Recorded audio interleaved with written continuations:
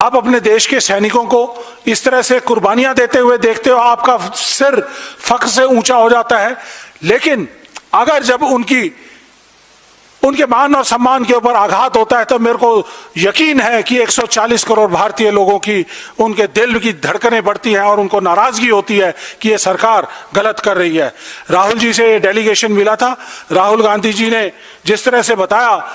Parliament के अंदर भी ये मुद्दा रेज किया था कि पीएम जो है वो कॉम्प्रोमाइज्ड है, जिस तरह से जनरल नरवाने की बुक के बारे में उनका जिक्र करते हुए उन्होंने कहा था। तो और जिस तरह से जनरल सतबीर सिंह ने भी कहा है, उन्होंने कहा है कि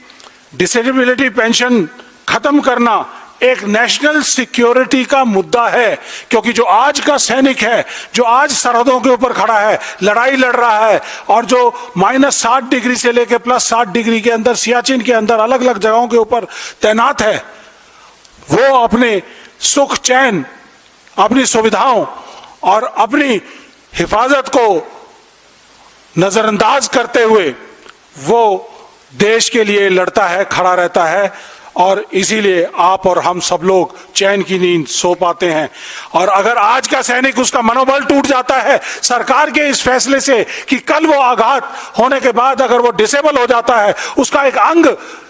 छिन्न भिन्न हो जाता है लड़ाई के मैदान में, ऑपरेशंस के अंदर,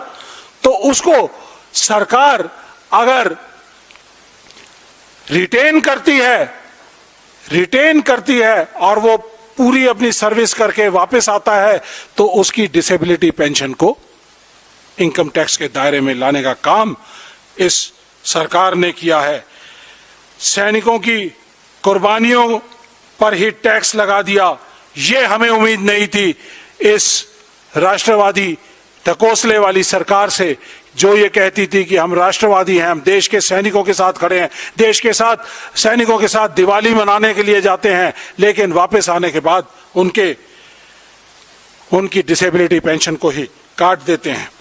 साथियों, ये नारा था जय जवान जय किसान का। उस नारे को झुठलाते हुए किसानों के ऊपर भी और जवानों के ऊपर भी, दोनों के ऊपर मार लग रही है।